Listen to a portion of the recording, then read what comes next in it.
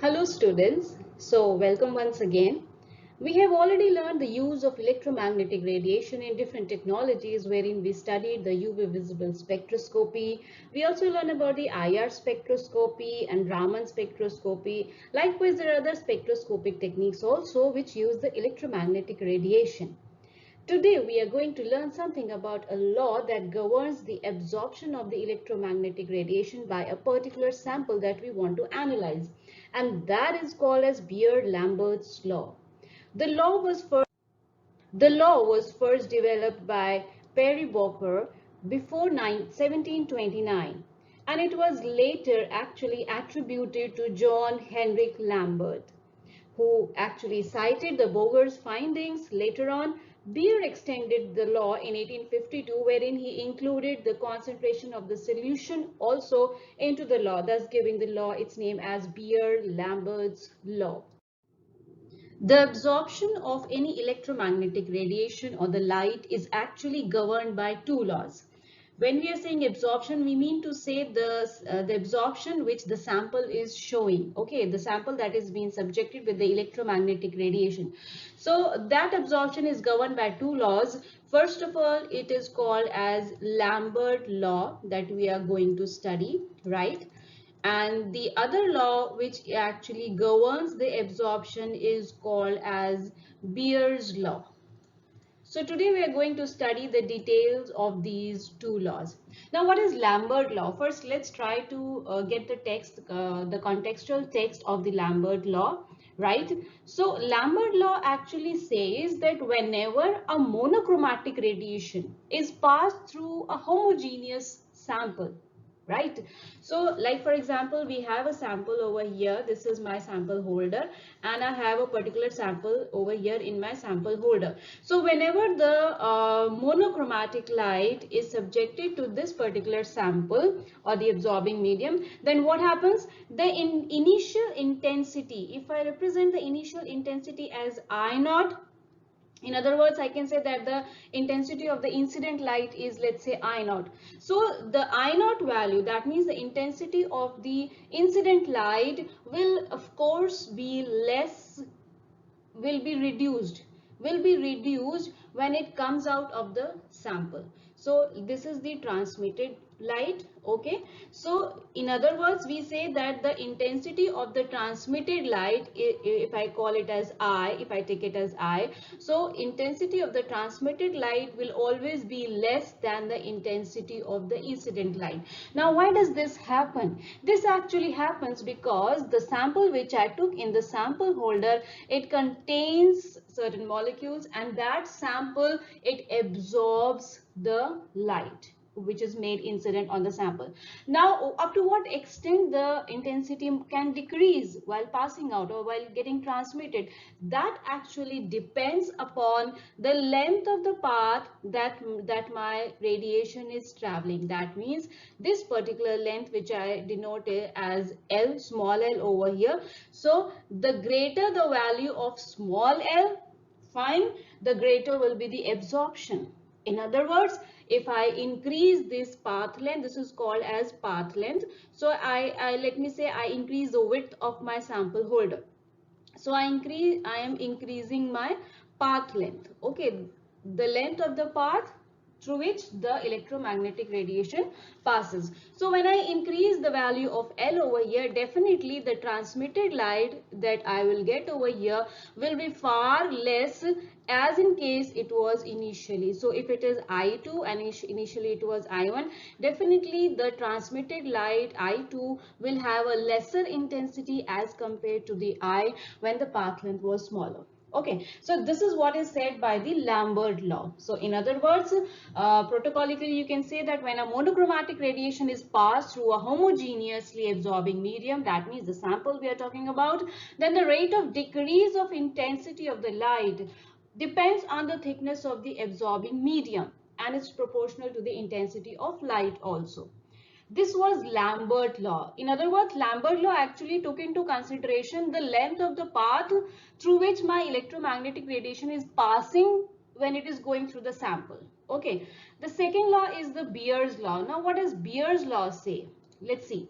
So Beer's law say that whenever you pass a monochromatic radiation through a particular sample, then what happens? Definitely here also I can correlate the two cases, as this is the sample holder containing the sample, and let's say this is my incident light, I naught is the intensity, and this one is my transmitted light, where I is the intensity of the transmitted light. Okay.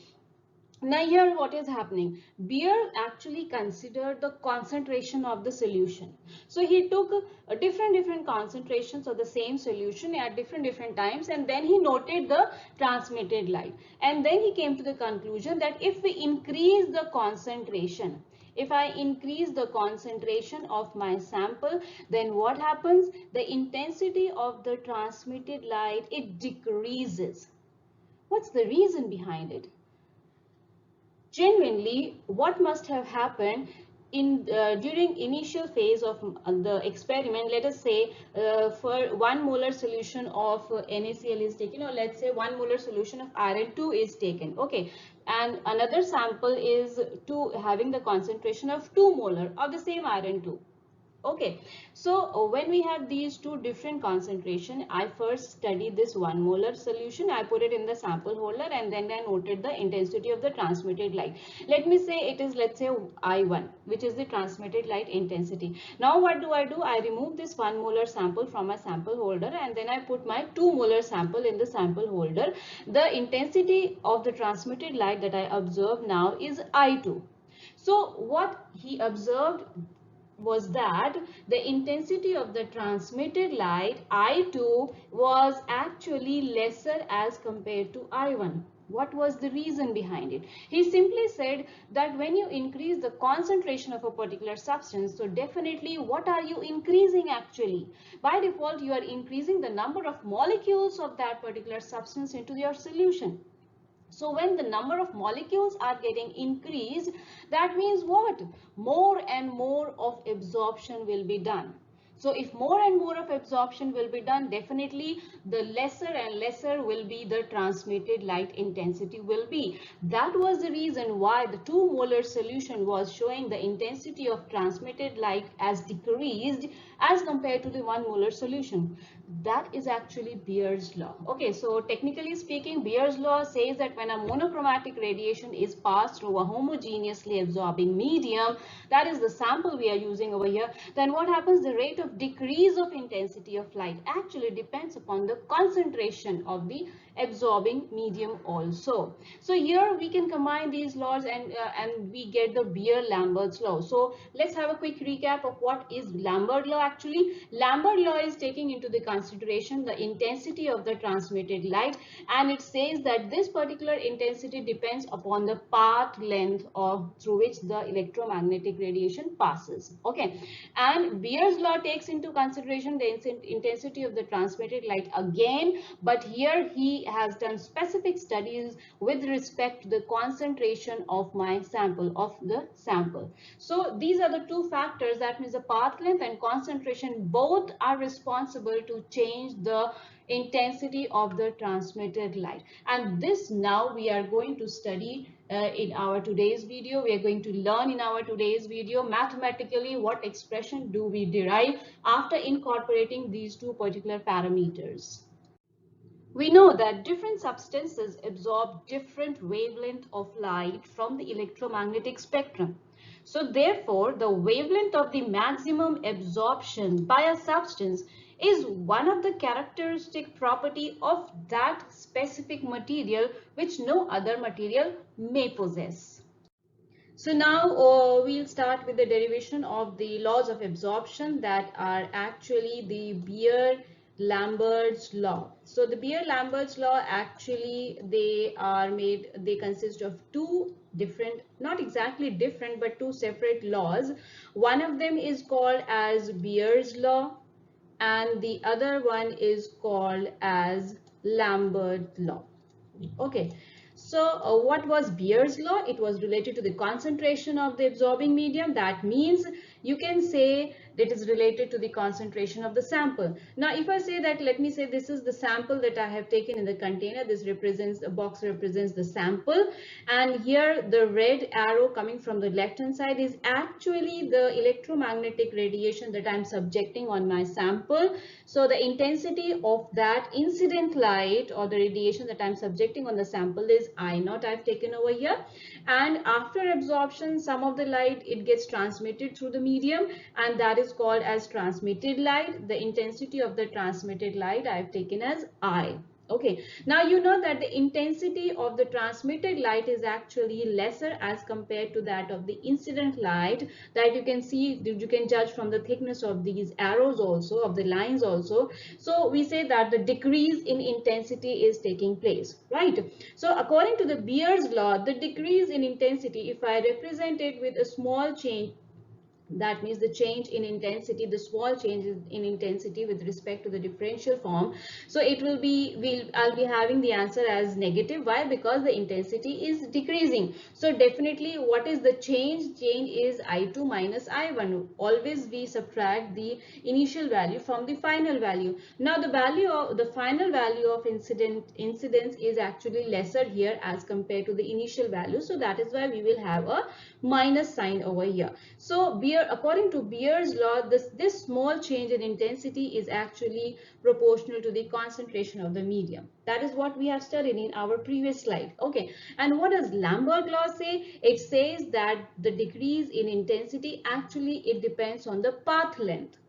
So these are the actually two forms of the laws, that is Beer's law and Lambert law.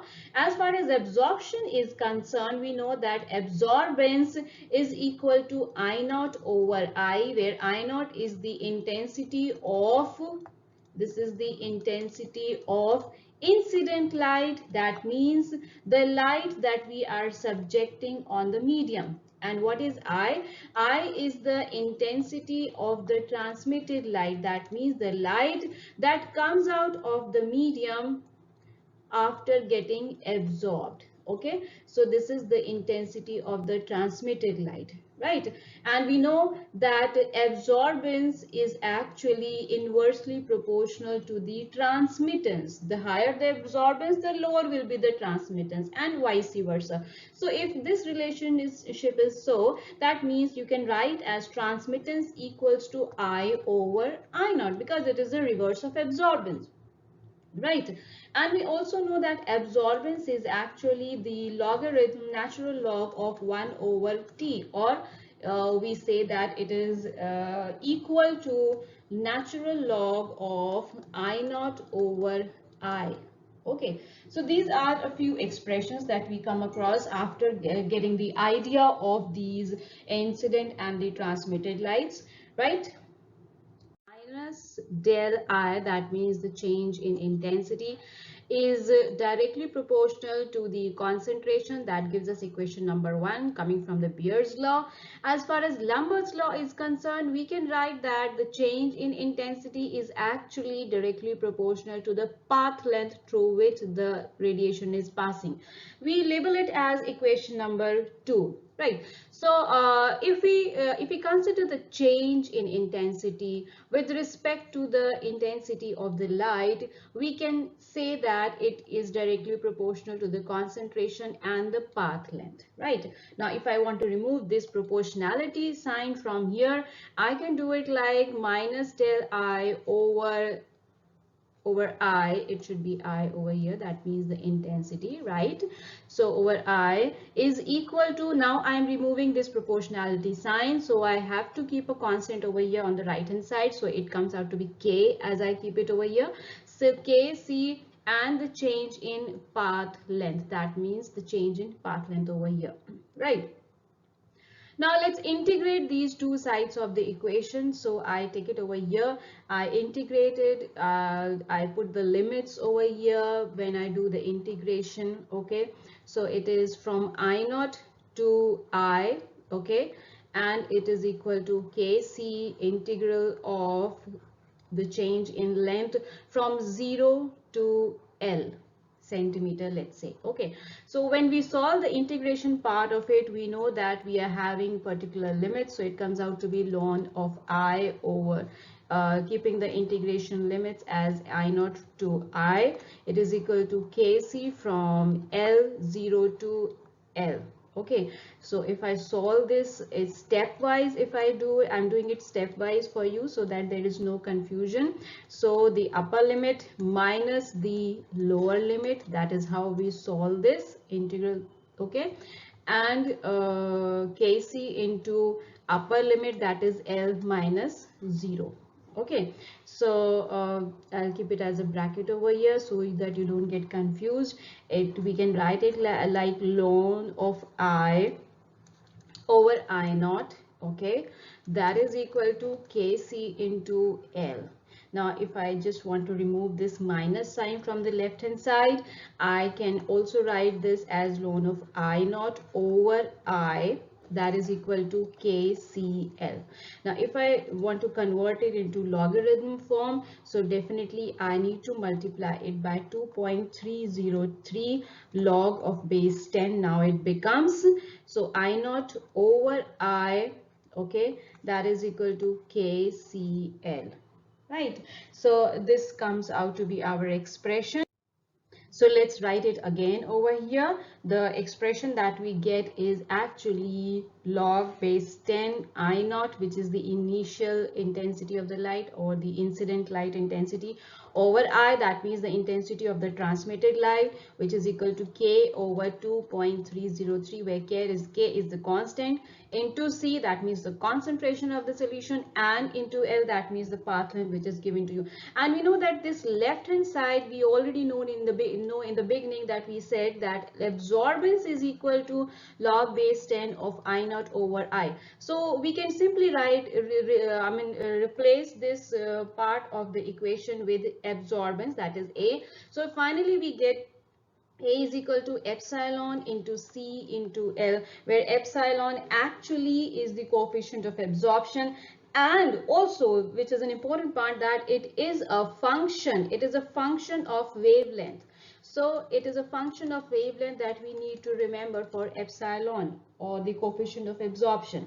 Okay, so that was Beer-Lambert's law. However, the Beer-Lambert's law says that if we try to have a graph or a plot between the absorbance and the concentration of that particular solution, the different concentrations that we are studying, we are supposed to get a straight line which actually passes through the zero. That if we get such kind of a graph, that means our system is obeying the Beer-Lambert's law. Okay, and it ought to obey the Beer-Lambert's law, that is the law of absorption. But however, sometimes it is seen that there are slight deviations from this particular pattern of absorption. That means deviation means the line could have been seen shifted over to here or to the left hand side or anyway, but not being linear, or let's say it might not start from the zero. So that means it is a kind of deviation that we observe over here in this particular pattern. Now, why is it so? It is because of certain limitations to this Beer-Lambert's law. So what are those limitations actually which are acting over here? So the first limitation of the Beer-Lambert law is that it is actually suitable for monochromatic light. So the law is actually, this particular pattern is suitable for monochromatic light. Now what is monochromatic light? We had learned in our previous lecture when we were studying the UV visible spectroscopy. So in that particular part also we learned that the light of a particular wavelength, that is called as monochromatic light. Of a particular wavelength slot, if we want to have a particular light, for example, we want to have, if we talk about the visible part of the spectrum, let's say we want the yellow part. So that means that particular value of wavelength, that particular part of the light, it is called as the monochromatic light. So this law is suitable for the monochromatic light. That is one of the limitation. It cannot be extended to the polychromatic light, unfortunately. The second limitation is that it is not suitable, actually. It is not suitable for higher concentration. So if we talk about lower concentration, so it can work well, but if we increase the concentration after a particular limit, for if we go for higher concentration of the sample, then this law is not applicable, or let us say this is one of the limitation of this Beer-Lambert's law. Why? Because what happens when we increase the concentration, the deviation in epsilon value is observed. Okay, so the deviation in the coefficient of absorption is observed when we move to a higher concentration value. So that was the second limitation of this particular law. Third limitation is that the scattering of light due to the presence of particulate matter is observed. So that also hampers our Lambert-Beer law pattern. So the scattering of light, if scattering of light is taking place, okay, so that actually is present due to the presence of the particulate matter. Okay, so if the particulate matter are there, so definitely that may lead to the scattering of light. So we should check our sample also and our sample chamber also, that it does not carry any particulate matter, so that scattering of light is not observed or is not there. Okay, it's minimized actually. And the last limitation is that if the sample is fluorescent in nature or phosphorescent in nature, then also this law is not applicable. So fluorescent or phosphorescent nature of the sample, phosphorescent. So if these particular features are present in our particular sample, so then also a deviation from the Lambert-Beer law is seen, or in other words, you can take it that this is one of the limitation of the Beer-Lambert law, that it does not apply for the fluorescent or the phosphorescent kind of samples or kind of substances. So that is about the Beer-Lambert's law. How, I mean, what individual law says and what do the combination of these laws say. So we get this particular expression that we can use for specific numericals that you do over there. I hope this part of the video helps you out in the Beer-Lambert law derivation. Thank you and stay safe.